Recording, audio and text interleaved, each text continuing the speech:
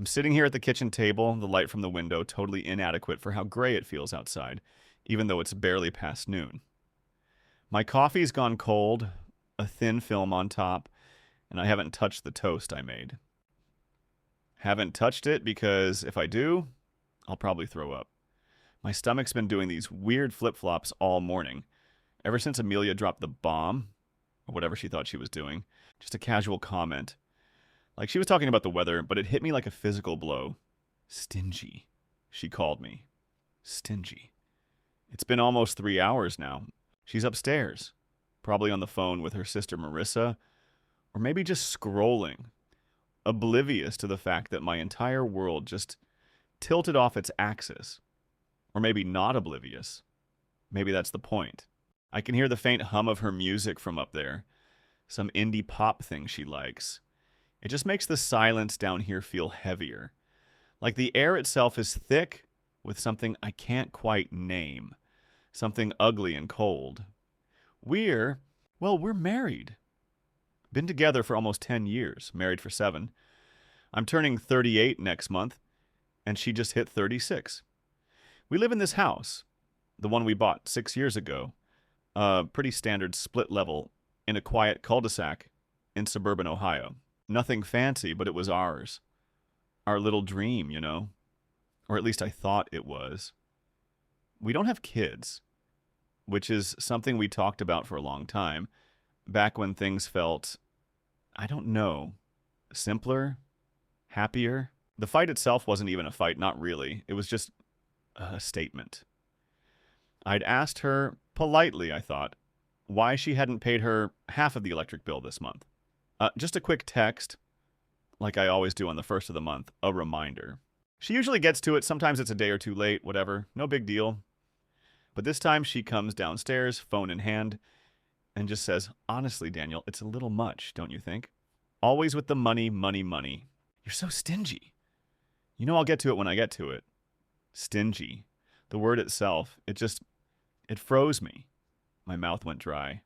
I tried to say something, anything, but nothing came out. My brain just kept replaying it. Stingy. After everything. After what I've been doing for us, for this house, for her, for years. It wasn't a minor squabble about a bill. It was like she was erasing. Not just weeks or months, but years. The quiet desperation, the scrambling, the constant low-level hum of anxiety that had become my background noise. It was all just gone. Dismissed. Called stingy. And now I'm here, staring at this cold coffee, trying to figure out if I'm insane or if she is. Trying to figure out how we got here. To this moment where a single word could shatter everything I thought I knew about our life together. This isn't just about the electric bill, not by a long shot. This is about everything. How did we even get here? I keep asking myself that over and over like a broken record. My mind just keeps dragging me back, sifting through the years, trying to pinpoint when the crack first appeared, when the foundation started to crumble. It's funny because for so long, I honestly thought we were building something strong, something lasting. I met Amelia in the fall of 2013. I was 28. She was 26.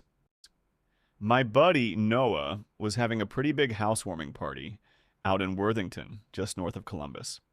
He just bought his first place and was determined to break it in properly. I wasn't really looking for anything serious at the time.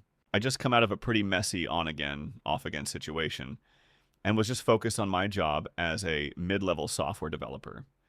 But then I saw her across the room, laughing, her head thrown back, a bright red dress. She had this energy, this spark, that just pulled you in. Totally different from me. I'm more reserved, more analytical, I guess. We started talking near the kitchen island, elbow to elbow with a dozen other people, but it felt like we were the only ones there. She worked in marketing then for a smaller firm downtown, and she had a way of describing her projects, her ideas, with such passion. I remember thinking, wow, someone who actually cares about their work. She talked about wanting to travel, wanting to experience everything. I was hooked. We exchanged numbers, and our first date was at a little Italian place in the short north, about a week later. She talked a mile a minute. I mostly listened, and somehow it just clicked. We started seeing each other pretty consistently after that, spending most weekends together, grabbing dinner a couple of nights during the week. It was easy. It was fun. We moved in together about a year and a half later into a decent 2-bedroom apartment near Grandview. Our finances were separate mostly. We split rent, utilities, groceries, and if one of us bought something bigger for the apartment, we'd square up. It wasn't perfect. She was definitely more prone to impulse buys than I was, like that expensive espresso machine we used maybe 5 times, or a new set of patio furniture for a balcony barely big enough for 2 chairs. But it was small stuff then, manageable. I just saw it as her personality, her flair. I admired how she didn't sweat the small stuff, how she lived in the moment. I, on the other hand, sweated all the small stuff. I was the planner, the saver. We balanced each other out, I thought. A couple years after that, in 2017, I proposed on a trip to Asheville. She said yes, of course, crying happy tears. We got married the following summer, a small ceremony with family and close friends. It was everything I'd dreamed of. We bought this house a year after that, in early 2019. It was a stretch for us. A bigger mortgage than I'd ever imagined, but we both wanted a place to call our own. A yard for a dog, maybe someday a little one's room. We sat down, worked out a budget. She was making decent money then. Maybe not quite what I was, but enough that our combined income made the numbers work. Just barely. This is where the first real cracks probably started, but I was too blind, too in love, too optimistic to see them for what they were. Or maybe I just didn't want to. After we moved into the house, Amelia's job started getting weird. They downsized, restructured, and she found herself without a clear role. She spent a few months looking, stressed out, and I told her not to worry, that we'd figure it out. I picked up more shifts, took on extra freelance work. Then she found a new marketing position, but it paid less, and she hated the corporate culture. It lasted about 8 months before she quit, saying it was toxic. I understood. I really did. I just figured she'd find something better, something that made her happy. Then came the freelance phase. She declared herself a consultant, which sounded great in theory.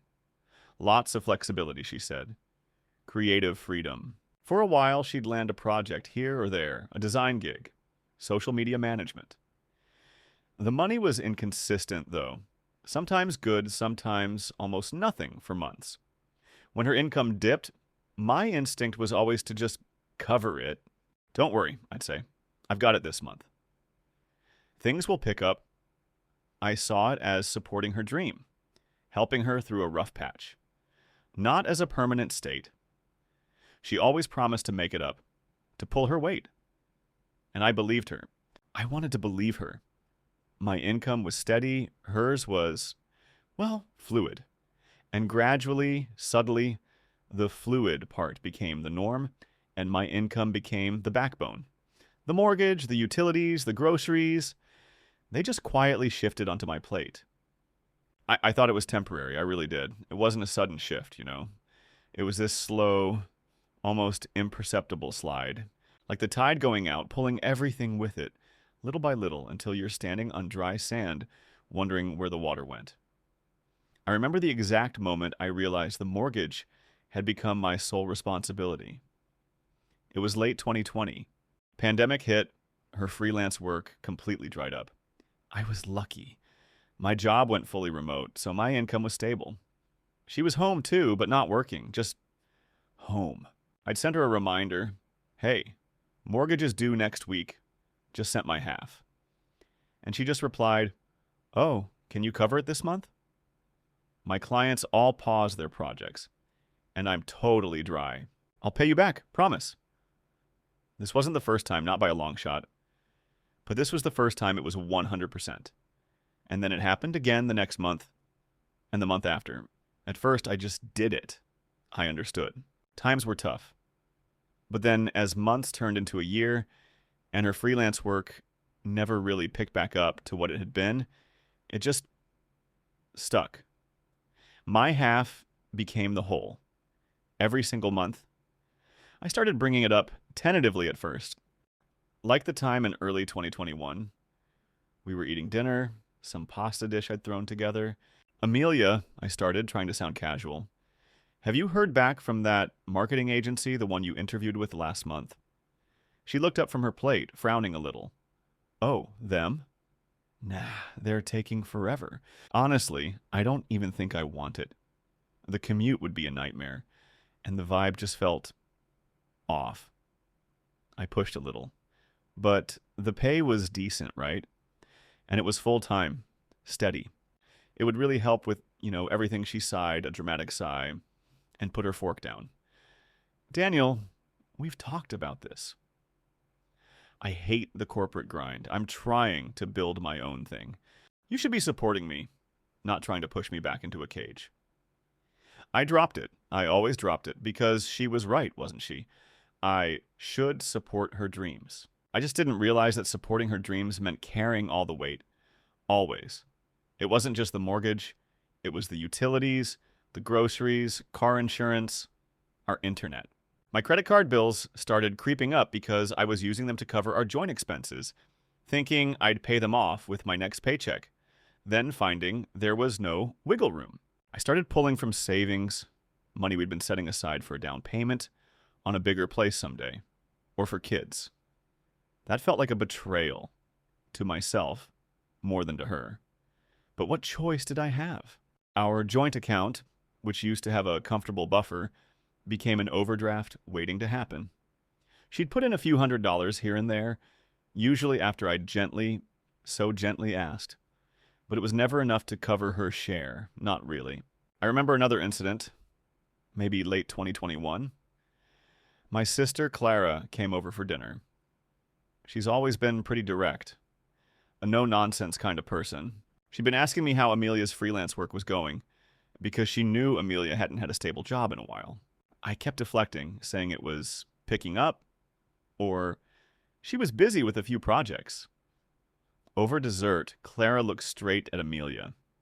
So, Amelia, how's the consulting business? Daniel said you've been swamped.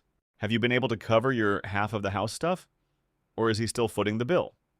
I nearly choked on my brownie. Amelia just gave Clara a tight smile. Oh, it ebbs and flows. Daniel's just being dramatic. We managed. Clara just raised an eyebrow. Right. Manage. The rest of the evening was tense. Later, after Amelia had gone to bed, Clara pulled me aside. Seriously, Daniel, are you okay? You look tired. And what was that about the bills? Is she even trying to find a full-time job? I just shrugged, muttering something about things being complicated. I didn't want to admit to my sister that I was drowning, that my wife wasn't really trying, that I was too scared to confront her directly. Then there was the car. Early 2022. Her old Honda Civic finally gave up the ghost. Totaled, actually, after a fender bender. That was mostly her fault, but thankfully, no one was hurt. She needed a new car, obviously.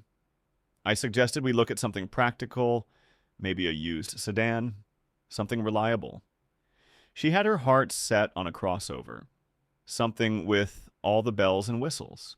Daniel, she pleaded, I need something dependable, something that feels safe.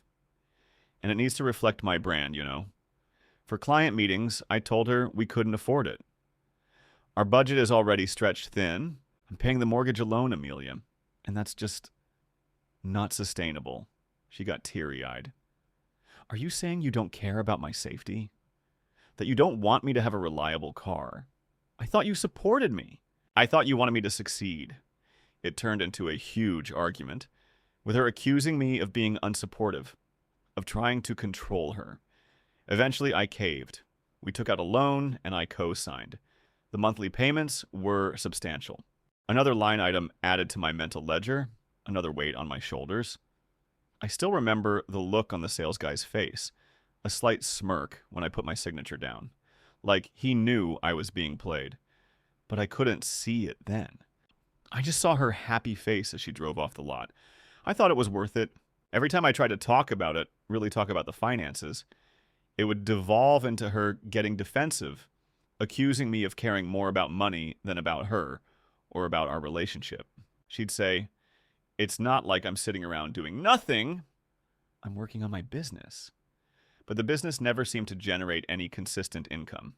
She spent more time networking, attending conferences, buying expensive courses and software for her brand than actually landing paying clients. I'd see the charges on the joint card for a new laptop, for a branding photo shoot, for a weekend retreat for entrepreneurs. And I just bite my tongue, because if I said anything, it would lead to a fight. And I hated fighting. I hated the feeling of being the bad guy, the one who constantly brought up money, who apparently didn't trust her, who didn't believe in her. I was supposed to be her partner, her rock. So I just kept paying and paying and paying. And she just kept spending. The tension in the house grew, unspoken, a low-frequency hum that vibrated through every interaction. I walked on eggshells, trying to anticipate her moods, trying to avoid any conversation that might veer into the territory of our finances. It was exhausting, and it had been going on for years now. Years of me making excuses for her, to myself, to my family, to our friends. Years of me tightening my own belt, canceling my own subscriptions, deferring my own small pleasures, while she continued to live, as far as I could tell, exactly as she always had. Maybe even a little better. All while I was slowly, silently drowning. The word stingy had been a trigger, no doubt about it. It had shattered the fragile peace I'd constructed around our financial situation. All those years of quiet resentment, of burying my head in the sand, they finally burst through. After she went upstairs that morning, after calling me that name, I sat there for another hour, just numb. Then a cold clarity washed over me. I needed to know, I needed to see it, all of it, laid out in black and white.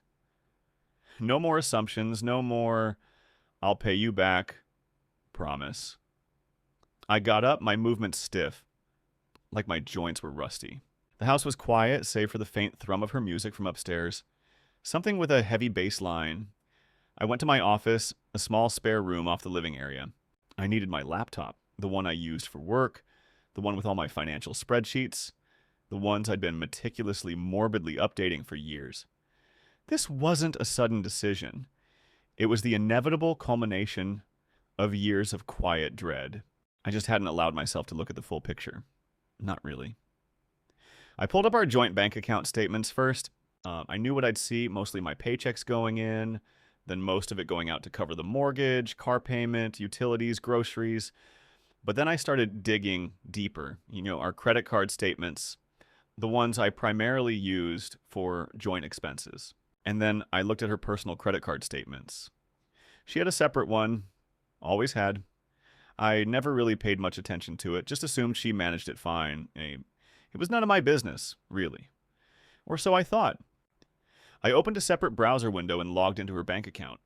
She'd given me the password years ago for emergencies, for booking flights for trips we never took. I hadn't touched it in ages. My fingers trembled slightly on the keyboard. This felt invasive, a complete breach of trust. But what choice did I have? I had to know. My heart was pounding, a frantic drum against my ribs. I could feel a cold sweat trickling down my back. The first thing I saw was her checking account balance. It was minimal, barely enough to cover a week's groceries. Okay, that wasn't a huge surprise. She always claimed her freelance income was unpredictable. But then I scrolled through the transactions, deposits, small ones, irregular, and then the outflows. This is where my breath caught. It wasn't just the occasional splurge, the expensive coffee, the concert tickets I sometimes knew about. It was consistent. It was daily, yoga classes, several times a week, that boutique clothing store she loved in the trendier part of town, lunch with friends, manicures, a weekend spa package last month that I never knew about, tucked away in the statement, new skincare products, hair appointments that cost more than my monthly phone bill.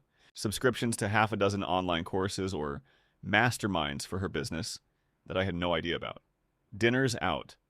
Not just occasionally, but 2, 3 times a week, often for one person, implying she wasn't paying for anyone else, just herself. And the business expenses were numerous but vague. Consulting materials, networking event fee, software subscription, hundreds, sometimes thousands, a month. My vision started to tunnel. The numbers on the screen blurred, then sharpened, then blurred again. My stomach churned, a raw, acidic feeling. I literally felt sick. This wasn't just unpredictable freelance income. This was a lifestyle. A lifestyle she was maintaining not with her own money, but with something else. Money she was siphoning off somewhere?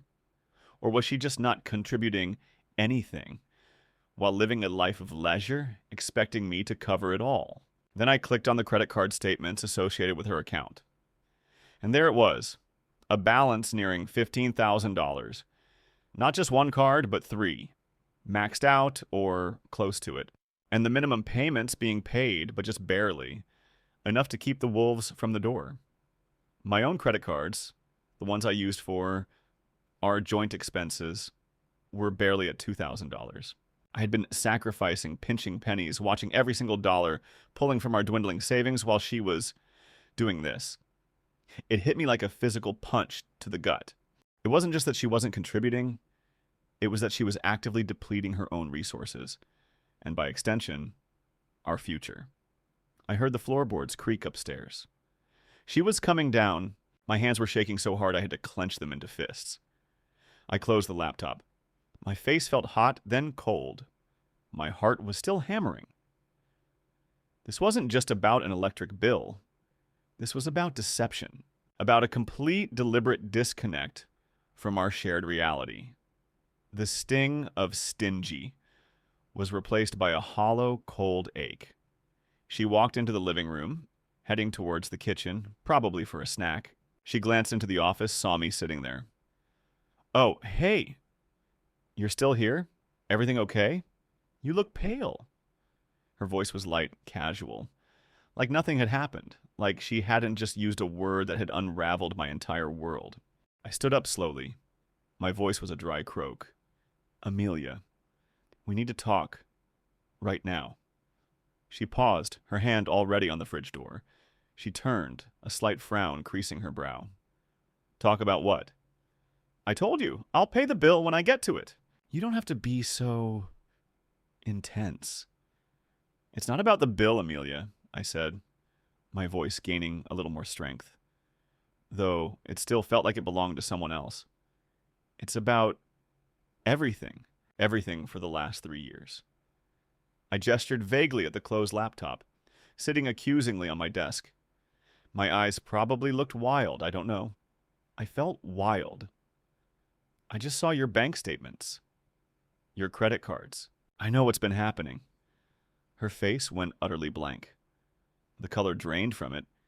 She looked like she'd been slapped. What are you talking about?" "What did you look at?" Her voice was barely a whisper. The hum of her music from upstairs suddenly seemed incredibly loud, incongruous with the silent, suffocating tension in the room. I felt a strange mix of dread and a perverse, painful relief. The truth was out, and it was going to burn everything to the ground. The ensuing days, weeks really, were a blur of chaos and a type of emotional whiplash I wouldn't wish on my worst enemy. Amelia's initial reaction was denial, of course. Full-blown, how dare you look at my private accounts, Daniel? That's an invasion. What kind of husband does that? She tried to turn it on me to make my actions the problem. But I was past that. The stingy comment, followed by the cold hard numbers, had finally broken something in me. I stood my ground, shakily at first, then with a growing resolve. "Amelia, for 3 years, I've paid our entire mortgage. I've covered almost every single joint expense. Our savings are almost gone because I've been propping us up. And meanwhile, you're spending thousands a month on yoga and spa treatments and dinners out and these business courses that haven't generated a single consistent dollar. You think that's okay? You think that's what a partnership looks like? My voice was trembling, but it was firm. She crumbled then, not into a genuine apology, but into tears of self-pity. I didn't want you to worry. I thought things would turn around. I thought my business was about to take off. I didn't want you to think I was a failure. It was all about her. Still. She never once said, "I'm sorry I put this burden on you," or "I'm sorry I lied." The practical problems hit us immediately. The mortgage was due again in a few weeks. My savings were depleted. Her credit cards were maxed. We had effectively zero available cash. I told her flat out, "I can't do it anymore, Amelia. I can't cover everything. You need to get a job, a steady income, and you need to contribute, really contribute, or we lose the house." The stark reality of that hung heavy in the air. The house, our home, the one I'd been working my ass off to keep. I talked to my sister Clara a few days later. I had to. I couldn't keep it inside. I broke down on the phone telling her everything. The years of carrying the weight, the discovery, Amelia's reaction. Clara was furious, not at me, but at Amelia. "Daniel, I told you something was off." "I knew it. Why didn't you say something sooner?" I didn't have a good answer. Blind spots, I guess. Love, or what I thought was love. Clara offered to help, to let me stay with her if things got worse. It was a lifeline. Our friends, the few we had left who hadn't drifted away because Amelia rarely wanted to do anything that wasn't on her own terms, reacted with a mix of shock and concern. My friend Noah, the one who introduced us, just shook his head. "Man, I knew something was going on." Amelia always seemed a little entitled when it came to money. I just thought it was her thing, you know? But this is next level. He tried to offer advice, tried to mediate, but there was nothing to mediate.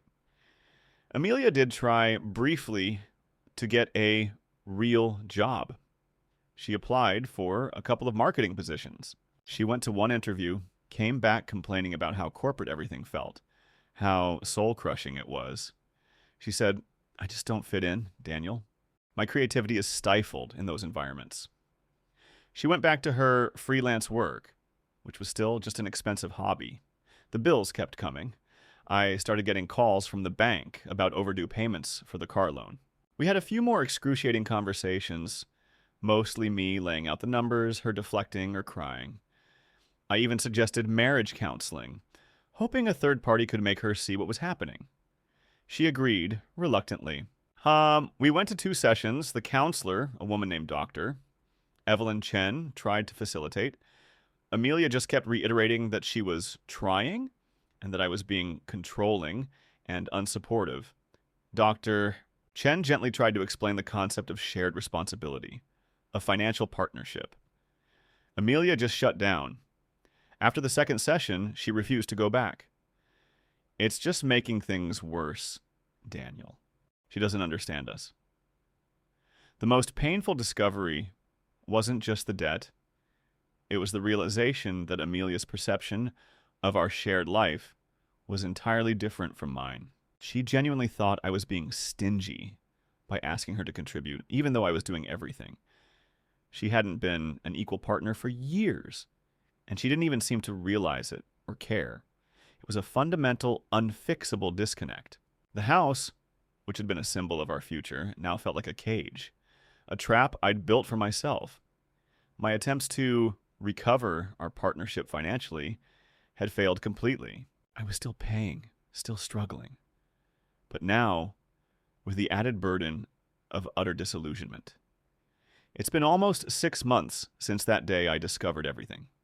6 months of trying, failing, and finally accepting the inevitable.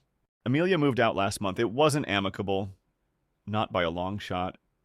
There were more arguments, more tears, more accusations from her side, but this time I didn't back down. I couldn't. I told her I couldn't continue like this, couldn't keep sacrificing my future for her inability or unwillingness to contribute. She's staying with her sister Marissa for now. Our lawyers are doing their thing. We're in the messy, soul-crushing process of divorce. The house is on the market. It was the only way. I can't afford it on my own, not with the debt I accumulated trying to keep us afloat, and she certainly can't contribute to it. Selling it feels like ripping off a limb, but it's necessary. It's also going to mean a significant loss, given the market and how quickly we had to list it. Financially, I'm in a deep hole. My savings are gone, I have credit card debt I'm still working to pay down, and the legal fees are adding up fast. I'm living paycheck to paycheck again, something I haven't done since my early 20s. It's terrifying, honestly. I'm looking for a smaller place, maybe an apartment again, something I can truly afford on my own without the constant fear of eviction. What did I learn? God, so much. I learned that love isn't enough. It's not. Trust, honesty, and shared responsibility are the bedrock. And when they're gone, everything crumbles. I learned that I have a massive blind spot when it comes to confrontation, that I'd rather suffer in silence than rock the boat, and that almost killed me, financially and emotionally. I let myself be taken advantage of, plain and simple, because I wanted to believe in the dream, in her. I also learned that my sister, Clara, and my friend Noah are truly there for me. They've been amazing, listening, supporting, not judging. This whole mess has definitely changed how I view future relationships. The idea of trusting someone with my finances, with my future, feels almost impossible right now. It'll take a long, long time to heal from this, to rebuild not just my bank account, but my faith in partnership. I want kids. I always have. But now, the idea of bringing a child into this kind of financial instability and emotional wreckage just feels wrong. That dream feels further away than ever. I'm sharing all this because I honestly don't know who else to talk to who truly gets it. Sometimes just typing it all out helps. If anyone's been through anything similar, any advice on how to navigate this recovery, especially the financial fallout, would be appreciated. What does it even mean to start over at almost 40? How do you trust again after something like this? How do you forgive yourself for being so naive? Those are the questions that keep me up at night.